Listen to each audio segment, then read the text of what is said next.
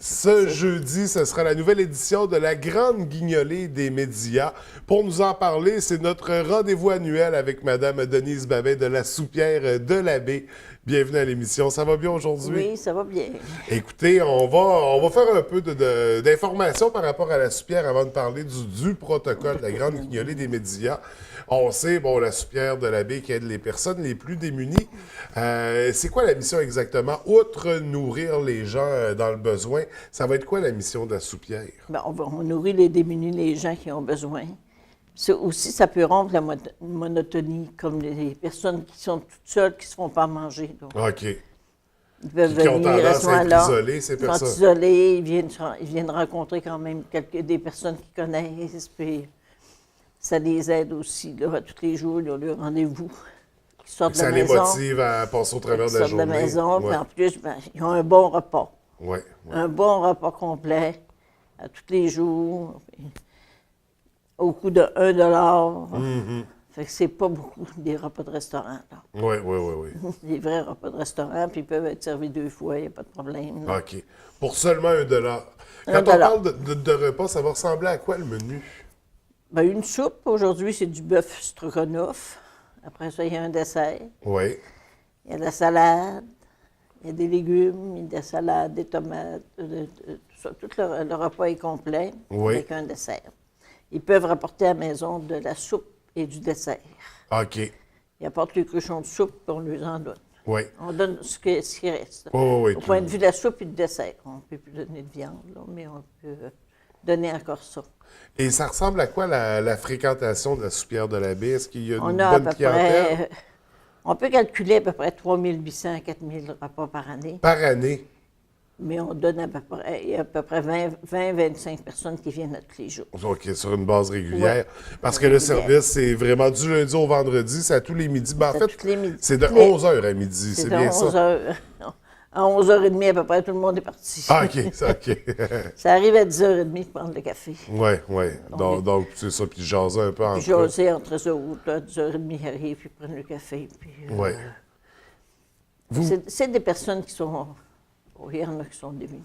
Oui, définitivement. Il y en a plus de femmes cette année. On a une augmentation au niveau des femmes. Ah oui, puis c'est propre à cette année.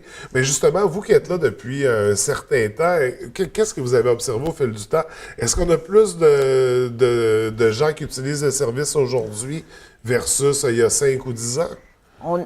Ça augmente un petit peu. Ça augmente un petit peu, mais on a beaucoup de santé mentale.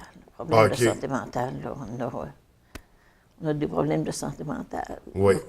Et justement, est-ce qu'il y a des outils par rapport à la santé mentale? Est-ce qu'il y a quelque chose que vous faites dans ce sens-là? Dans ce sens-là, ben non, on les nourrit après ça, ils s'en vont. Puis si on a besoin, on peut toujours les diriger, les diriger vers les services. Mais quand même, on parle de 20 à 25 personnes par jour qui utilisent le service, qui est quand même impressionnant pour un petit milieu comme le nôtre. Là, ça fait... C'est une petite soupe populaire, mais on nourrit quand même notre monde.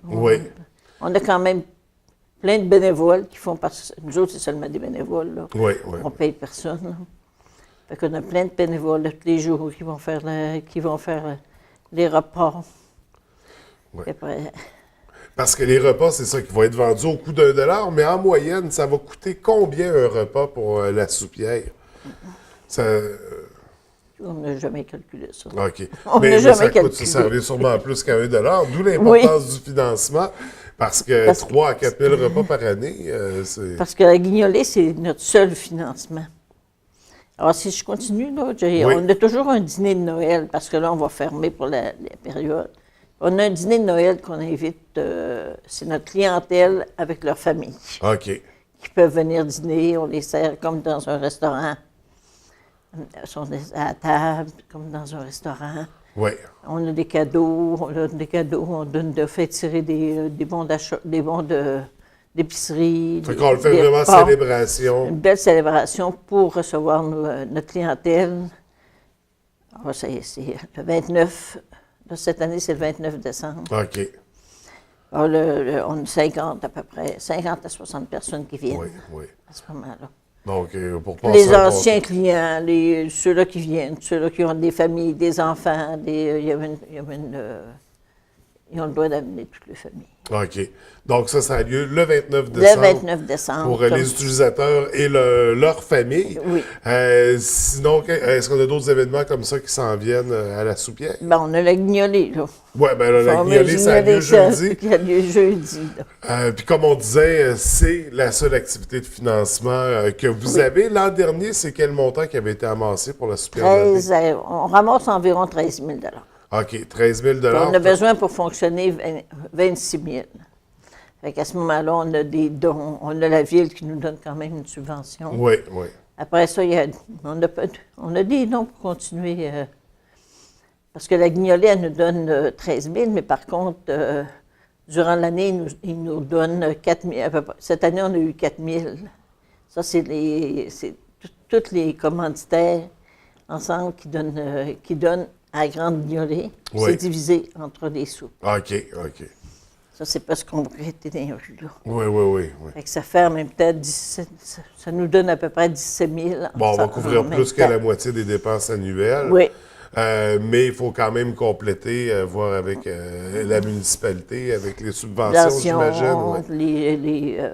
Les dons. On a des dons. Le $1 qui arrive, ça fait quand même 3 000 qui arrivent là. Oui. 3 4 000 On réussit à...